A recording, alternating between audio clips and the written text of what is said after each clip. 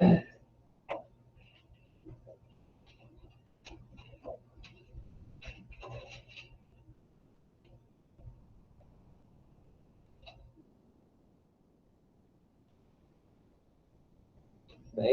it'll start going. It's just kind of spinning right now. There we go. All right, guys. So today we'll kind of, if we don't finish the whole 9-4 notes, we'll at least finish most of it, and then we'll have a little bit of work time at the end, and then more work time tomorrow. So we'll have plenty of time to ask questions and whatnot as we go. All right, so yesterday we started this lesson where we want to figure out, our learning target is we want to be able to solve quadratic equations by factoring. So more specifically, we're looking at quadratic equations that are of the form ax squared plus bx plus c. So we have that middle term that makes us, we can't just solve an equation like that with inverse operations, right? We have to use factoring or graphing or some other method. Today we're going to look at factoring, okay? So yesterday we looked a little bit at how to use the zero product property, all right? So we did example 1 yesterday. Just to recap, if we're looking at one like example B, we're looking for, once we get our expressions in factored form, we basically look at what can I plug in for x that would make either one of those zeros. So we would get like -1 for that one and +5 for that one, right? We worked on that yesterday. My kids in the room, can I get you all to kind of quit looking at your tablets at this point? Kind of look up here and look alive. Appreciate it. All right, so we'll jump in then on example 2, and you'll watch me do a couple, and then you'll try one on your own, okay? All right, so 2a, so solve by factoring. We have x squared plus 8x plus 15 equals 0. Like I said, we can't solve that with inverse operations, okay, because we have that middle term, okay? So what we want to do instead is we want to try to factor out what's on the left side, all right? So just like a DMR problem, we know if it starts with 1x squared, it's going to be like x plus or minus something times x plus or minus something. Then we figure out what those somethings are, right? So you're already thinking about it. What's going to add up to 8 and multiply to 15? Anybody got it?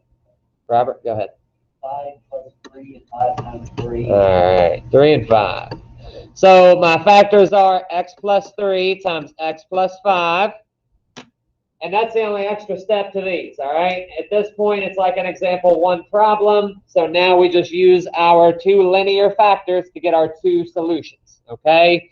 So x plus 3 set equal to 0 would give me that x equals -3, all right? And x plus 5 set equal to 0 tells me that x also equals -5. Remember, we kind of use that shortcut to solve from here. We say it's the opposite of the back divided by the front. So like for this factor, the opposite of 3 would be -3 and then divided by 1, so just -3. All right, so those should be pretty easy to solve from there. Anybody have any questions about that one? All right, let's do one more together. So looking at B, m squared minus 5m minus 14 equals 0. So we know it's m plus or minus something times m plus or minus something equals 0. Then we try to figure out the somethings. So the somethings add up to -5, multiply to -14.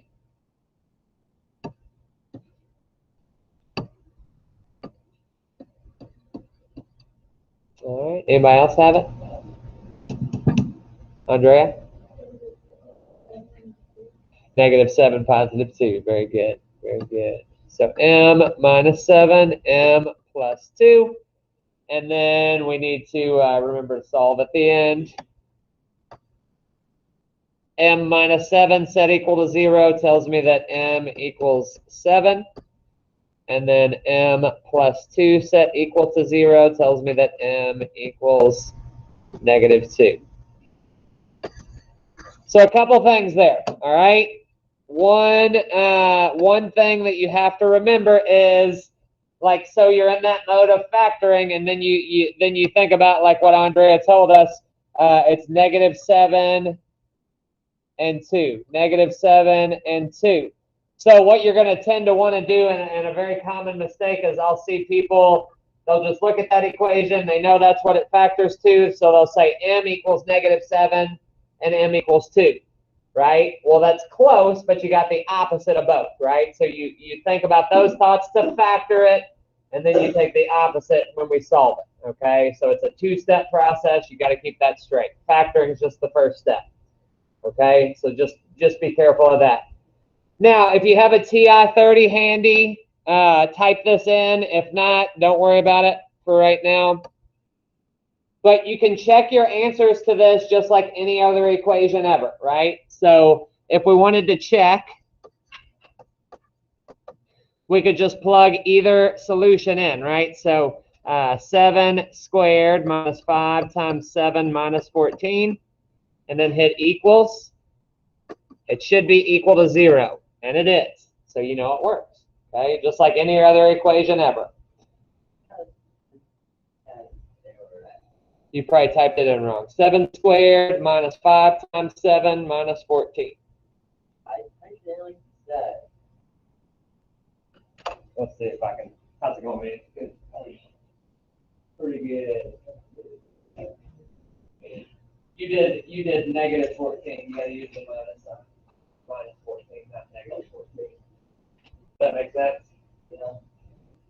All right, so that'll equal 0. Now, one thing, if you are checking your answers, if you have a negative, you got to be careful. Like, you have to use parentheses or it'll be messed up. So, like, if we're checking the negative 2, that's got to look like this in your calculator. Negative 2 in parentheses squared, and then the rest is fine. Just where you square it, if you don't use parentheses, your calculator will think that's negative 4 instead of positive 4. So you just got to be careful there. Okay.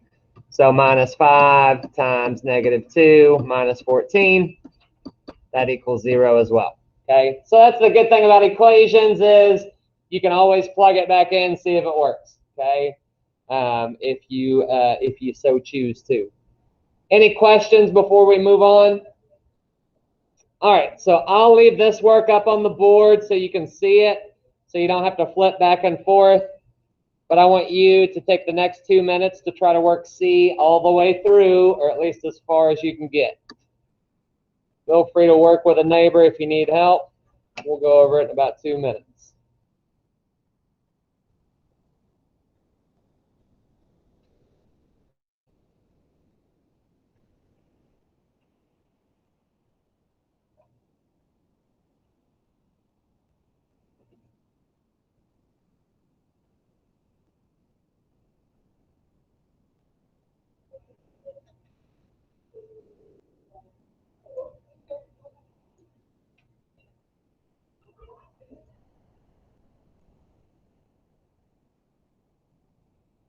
You gonna come back and do it again next year?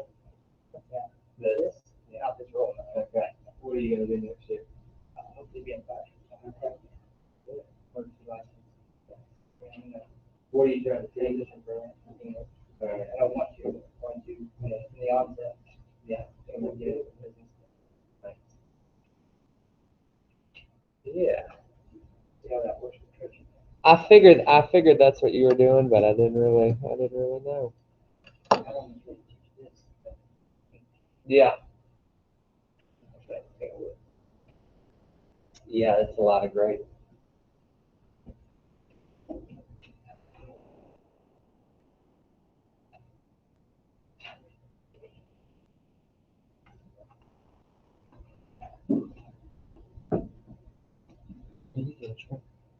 Sign out. Try to pick a better time next time.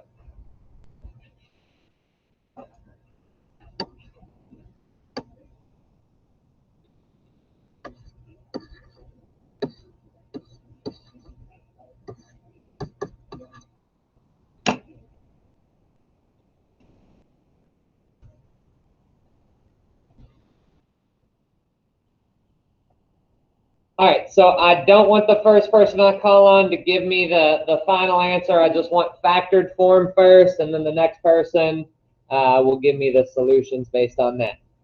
So Landry, can you tell me what factored form looks like for p squared plus p minus 20? P plus 5 times P minus 4. Very good. P plus 5, P minus 4. So now based on that, we know that P equals what and what? Let's see. Peyton, what would my two solutions be? So just looking at this. Uh-huh. Well, look at that one. All right, positive 4. Very good. All right, so P equals negative 5 and 4. So the reason I wrote it out like this time is that's how it's going to look more like in Math Excel. Like you won't write P equals negative 5 and P equals 4 just because of how they ask for the answer. Okay, but you're using the work the same way. All right, does that make sense? Anybody have any questions? All right. So example D is a little bit tougher. Can anybody tell me why it's tougher? Robert? Because instead of 1p squared, it's 2a squared. That's right. So yeah, so just a reminder that these are just a little bit tougher. But we looked at that yesterday, so I think you remember that. And you guys rocked out this test, so I think you guys are ahead of most on this skill anyways. So, but it will take a little bit more work. So for the factoring part, I'm going to carve out a little bit of side space here so we can kind of show our side work there. We'll factor it out over there. All right, so just a reminder why these are a little bit tougher. So kind of a multiple step thing. So our first kind of thought is similar to if it starts with 1x squared. So we're thinking about what adds to negative 15. And then not what multiplies to 18, but what multiplies to 18 times 2. Right? You take C times A there, so 36. All right, so if it adds to a negative, multiplies to a positive, you know they're both negative. That'd be a strategy. Robert has it. I'm gonna give everybody else about 5 or 10 seconds. See if you can come up with it. Well, hold on. No, I didn't call on you. That's all right.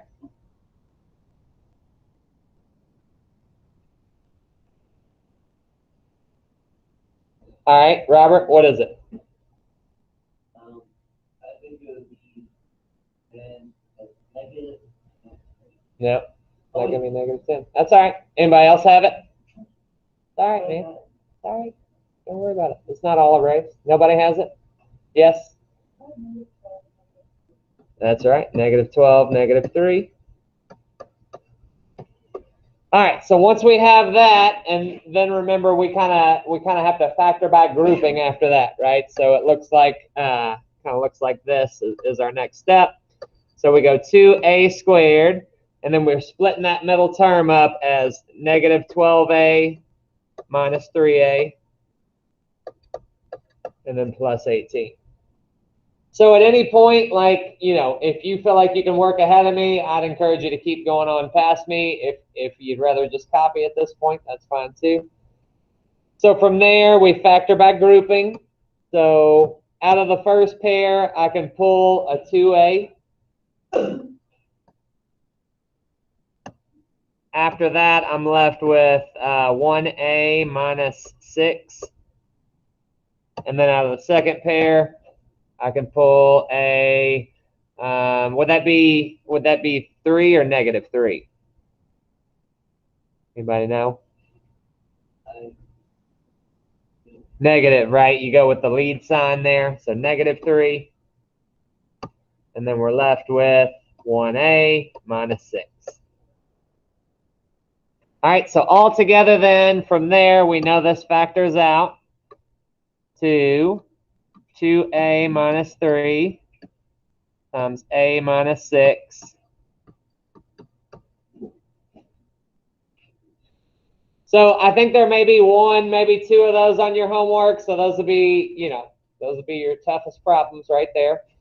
So based on our two factors, I'm going to give you about 10, 15 more seconds and see if you can, you know, figure out what my two solutions are based on our two linear factors.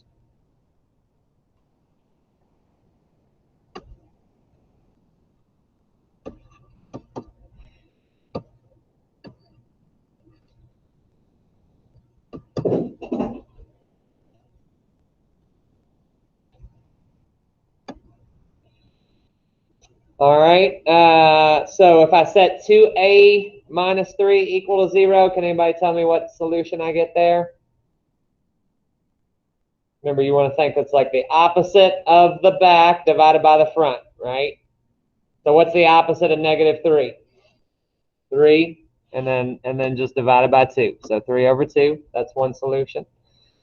And then the next one's a little bit easier, right? So the opposite of negative 6 is 6, and 6 over 1 is 6. So 3 over 2 and 6, or 1.5 and 6.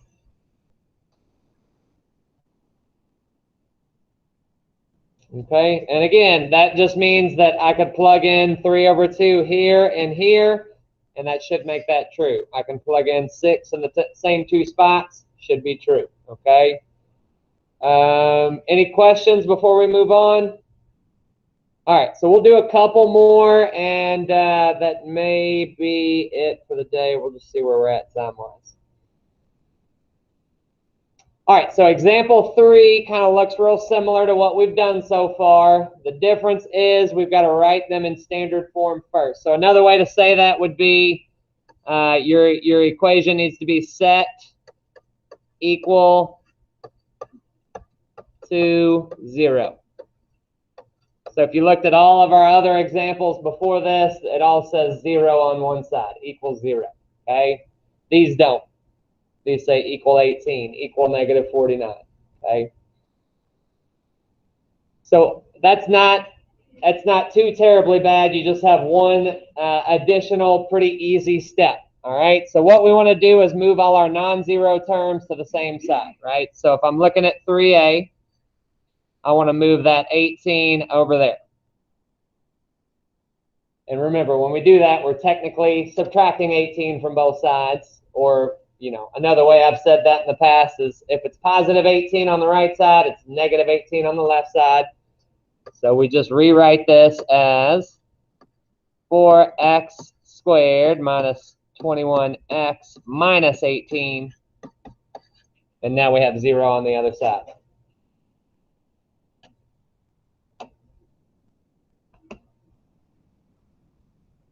All right, and then we just go from there. Okay, so this one, again, we're going to carve out a little space. Maybe do our factoring over here. So on this one, kind of work through it together. And again, like, you know, we know how to factor, so if you guys want to work ahead of me on this, then feel free on the factoring part.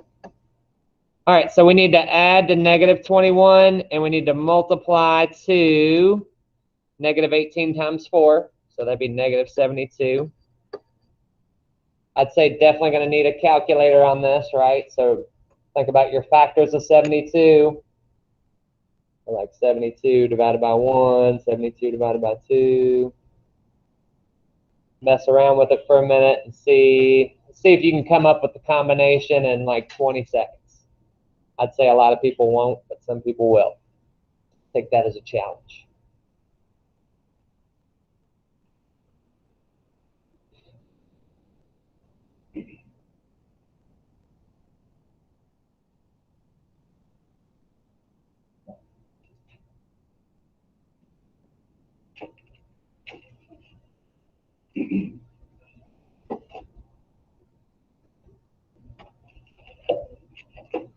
All right, anybody got it for me? Just the combination, not the answer or anything. Anybody have the combination? No? All right. You guys just don't want to show off. That's what it is. So it's going to be negative 24 and positive 3. And that, like I said, that one's kind of a doozy. Sure you were. I had it on my calculator. That's just like me faking out my wife, telling her I bet on Medina Spirit after I'd already watched the race.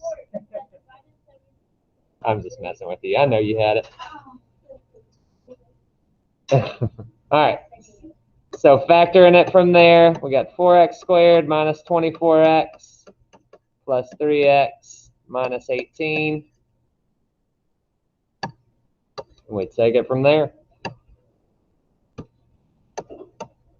And I'm not going to really talk about the factoring, so you can stay with me and copy, or you can work on your own if you have it from there. I would encourage you to work on your own if you can.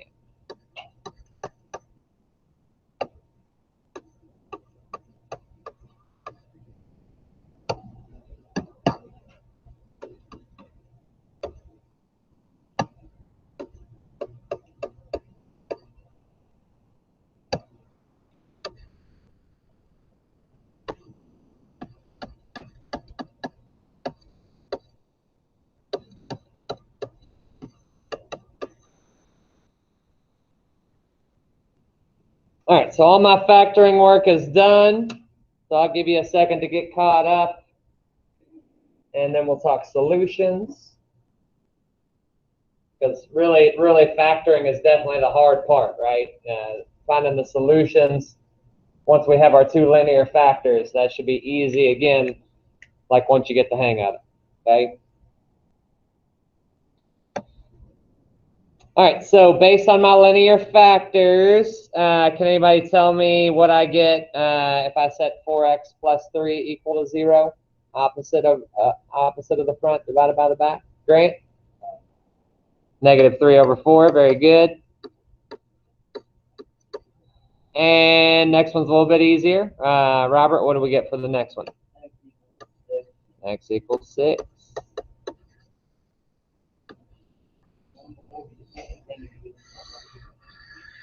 You would get the same thing if you did the quadratic equation. Yes. Yeah. We haven't gotten there yet. Yeah. Yeah. Yeah. Yeah. And we're going to look at it another way too here in just a second. So. Yeah. Yeah. It is. It is. Takes a while to click, you know. Yep. All right. So we'll do one more. Take a little break, and then we'll maybe knock one or two off our homework list. All right. So step 1 on B, we need to get it in standard form. We need to get all our non-zero terms on the same side.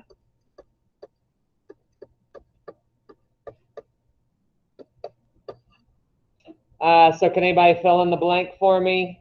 Once I move that minus 49 over to the other side, what is it? Plus 49. All right, then we go to factoring. This one should be an easy one because it starts with 1x squared. So what adds to 14 multiplies to 49? Lily? 7 and 7, right? So we could write x plus 7 times x plus 7, or we could write x plus 7 squared. That's how I'm going to write it.